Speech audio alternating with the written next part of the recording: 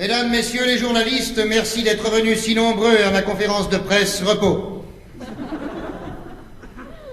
Merci à Monsieur Philippe Bouvard du Figaro.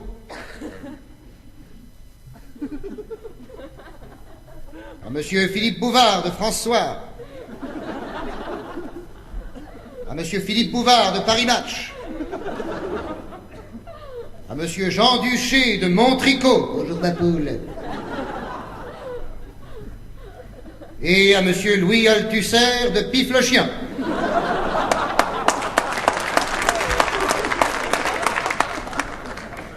Voilà donc deux paysans du Larzac, accusés d'outrage à l'armée pour avoir renvoyé leur livret militaire et qui auraient bénéficié du sursis s'ils avaient timbré leur envoi.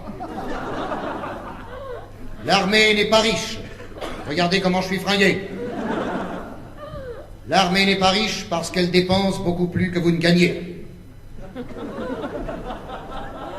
Donc d'ores et déjà, j'ai le regret de vous annoncer que vous avez des dettes.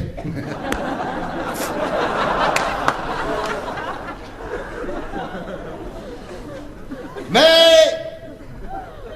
l'affaire aurait été close, car nous ne sommes pas des bœufs, s'il n'y avait une autre affaire qui venait jouxter la première.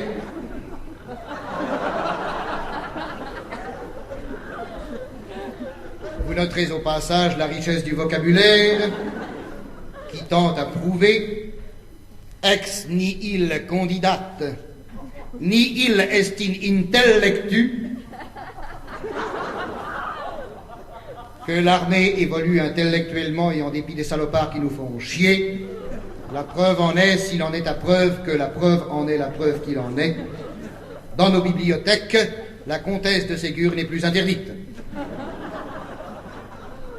Je dirais même qu'elle est encouragée. Quand on lui demandait s'il avait soif, Virgile répondait oui.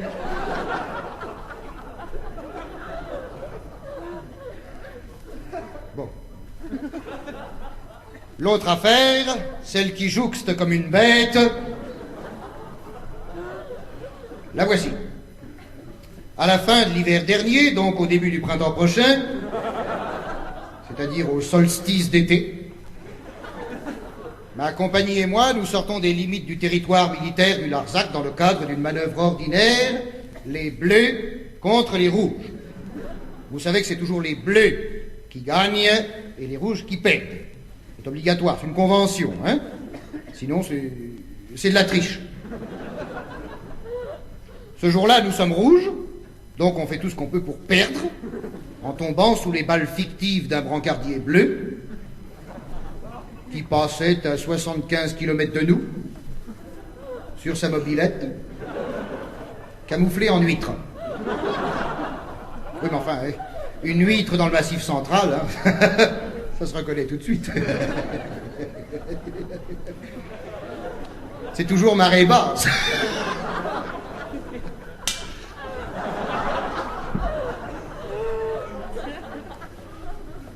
Après être tombé, on se relève, et je dis à mes hommes, texto, ipso, facto, bravo messieurs, la France a encore gagné, ce n'est pas en vain que... En vain, ils ont mis un A.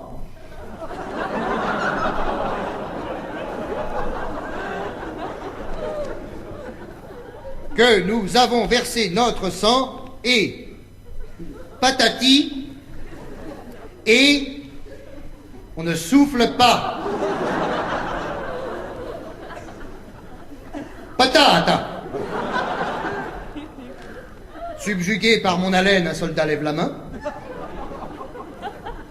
et me dit, mon capitaine, il pleut.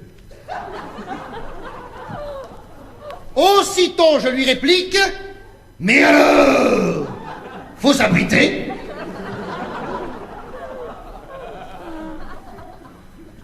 J'avise une ferme qui se trouvait devant moi, et là je dis à mes hommes, sur le ton de l'humour,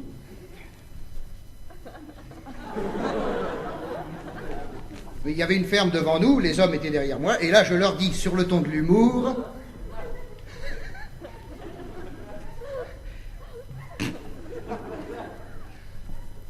La ferme, donc, est juste devant. Je leur dis sur le ton de l'humour.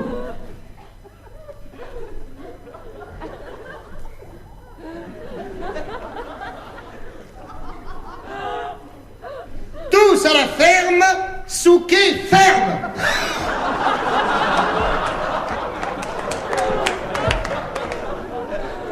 Vous avez compris? Dans la ferme, il y avait deux paysans.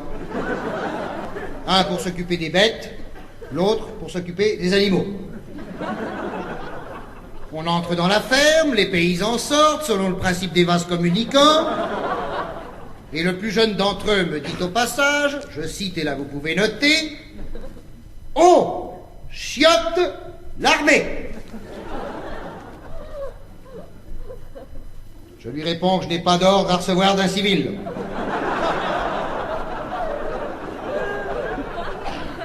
Et que j'irai aux toilettes quand j'en aurai envie. En fait, j'en avais envie.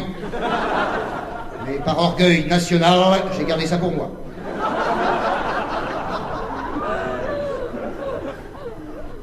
Les deux paysans s'en vont chercher d'autres paysans, vous connaissez les ploucs, lâches. Et 1 heure plus tard, tous les paysans du coin entourent la ferme. Ils nous encerclent. On ne peut plus pénétrer chez les gens sans se faire expulser. Alors, que voulez-vous qu'on fasse dans une telle situation? Comment sortir sans violence, étant donné qu'on n'a pas de cartouche? Autant de questions qui se posent à mon esprit en moins de temps qu'il n'en faut pour y répondre. Mesdames, messieurs les journalistes, il est clair que ces paysans sont manipulés par les Russes. Oui, je vois des sourires ironiques se dessiner en pointillés sous-jacents sur vos faces poupines. Mais quand je dis manipulés par les Russes, tenez-vous bien, dans le frigidaire de la cuisine, j'ai trouvé une bouteille de vodka. Johnny Walker.